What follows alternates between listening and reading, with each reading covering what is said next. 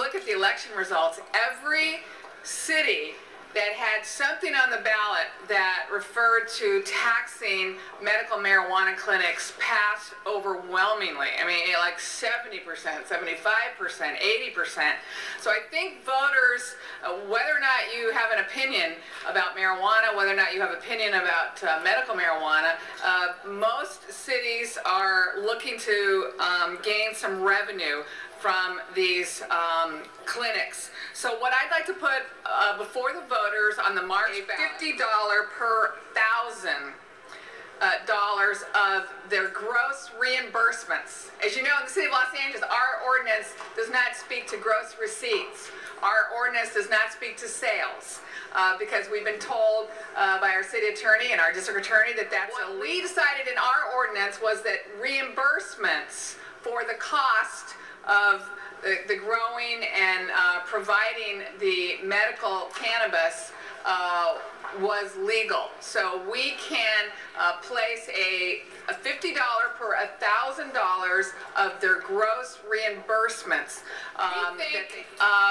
You know, based on a very, very conservative projection that we could see probably between $3 and $5 million annually. I think it's going to be a lot more. The city attorney's opinions dealt with the fact that it's illegal on a federal statute, and that it is basically prohibits states from regulating the issue of marijuana because the federal government preempts that. We don't believe that that will prohibit us from taxing the drug necessarily. That's one of the things that's confusing. We can tax something that's illegal. Yeah. No, with respect to the sale of I'm sorry, Pete Echeverria from the city attorney's office. The sale of marijuana itself is prohibited. Speak in the mic, Pete. The sale of marijuana is prohibited, so there can be no gross receipts based on the sale of the marijuana itself. If there were a gross receipts tax applied, and what Mr. Whitley is referring to, it would apply only to those reimbursements for utilities and other expenses of running the collective, but not to any sale, because there can't legally be a sale of the marijuana itself. The additional point is that as nonprofits, they're exempt from taxation such as a gross receipts tax. They're exempt from it under state law. So we cannot tax a nonprofit on their gross receipts as well, even on the reimbursements. Then what are we proposing to tax if it's illegal to sell? What are we? Correct. On this particular motion? Well, that's the issue. As a legal matter, we're not sure what we would tax as a gross receipts tax. I mean, if we're going to put it on the charter, what are we saying that we're going to tax? Are we taxing the sale, which is illegal? Are we taxing that you have a certain quantity? Are we taxing? What are we taxing? Well, as I read the measure, it looks like we would be taxing that the tax would be imposed on. It would be imposed on the reimbursements and reasonable compensation, not on payments for the marijuana. So we'd have to. But that we said earlier, that's the same as gross receipt tax.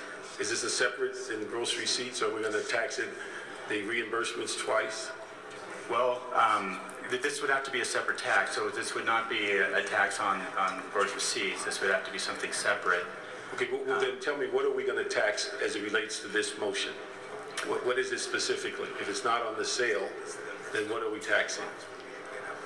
Well, that's not a good sign when the city attorney shrugs. That's something that we'll have to, assuming this motion passes, we'll have to try and figure that out when we draft it. At this time, the only cost I could think of would be perhaps the cost of operating the facility itself, perhaps rent and electricity. So you can tax the fact that they have to rent a facility? Maybe the rent, the electricity. Let me give this a stab. I think the intent here is, as a practical matter, when medical marijuana is being delivered to the patients, most of the patients will pay some money. Now that money can only be to reimburse for the costs of providing that. There will be cultivation costs, there will be rental costs, there will be reasonable salaries for employees. All of that is allowed under the ordinance. So there will be So to the extent that there is that exchange of money, then the intent is that this tax would apply. I'm okay with the Office of Finance. Getting to the question of the taxation, and the motion, I think, is calling for reimbursed expenses to be taxed, and the city does tax reimbursed expenses. However, the current medical marijuana ordinance stipulates that the medical marijuana is for nonprofit, and as such, then they wouldn't be subject to our taxes. Not-for-profits are not subject to our taxes, correct? Correct. Whether they be gross receipt tax or reimbursed expenses. In fact, the current ordinance doesn't even require the dispensary to be registered with our office, the Office of Finance. That's not one of the requirements. So I don't know what mechanism, at least with the with our business taxes, that we would be able to tax medical marijuana. Darn it. So we might not be able to tax Yes, we can. in and around this activity. Well, not as a gross receipt or as a reimbursed expense. We no. cannot place a tax on gross receipts of our medical marijuana clinics since our city attorney says that these are not sales of marijuana under our current ordinance. Is that correct? That's correct. However, our current ordinance does allow for cash contributions, reimbursements, and reasonable compensation by members toward the collective's operation. Is that correct? That is correct. And we can place a tax based on those transactions. Not if it's characterized as a license tax, which the state law preempts us from putting it on a non-profit But business. that is in our code. No, Is that that is correct? state law. So we cannot put before the charter. Correct. Even if the voters approve it, state law preempts us. Okay, tell me how the other cities are doing this. Tell me how Oakland, where's my list? Tell me how Oakland, Berkeley, La Puente, Sacramento, Long Beach, Richmond, San Jose, how are they doing this? We can only give you our best legal advice. I don't advise those cities, and I have not had discussions with their attorneys, although Mr. Whitley has been in contact with them, and they've not provided satisfactory answers, at least with Oakland, as to how they're able to do it. Well, colleagues, I will tend to disagree with the advice. I think this is something, again, that we can do. We've been in touch with our city attorneys on my motion, so I don't know which city attorney was advising me that we actually could do this. So I would ask that we vote to put this on the ballot in March, that we have a gross receipts of reimbursements. What I'd like for us to do today is to move forward on putting this on the March ballot the way I described. As Jose Huizar said, we expect the city attorney to bring back an ordinance that is legal. So, yeah, I know, I'm on your time. I'm on your time. Can I finish? It's like that Chatty Cathy doll. You mentioned it, boom. It's just. But I also think the city attorney begin to draft this for the March ballot. Mr. Parks is our next speaker. Thank you.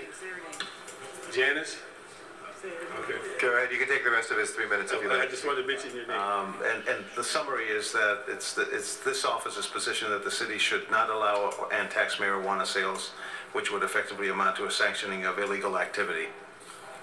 Okay. And I think, Ms. Holmes, your comment about Oakland, I think the newspaper article, if it's accurate, said that the city attorney there said this almost identical thing, but the city council ignored that advice and went forward on it. And I think that was what the article reflected. Only business in the city that has to start with a legal act. You have to gain marijuana through some source to create the business.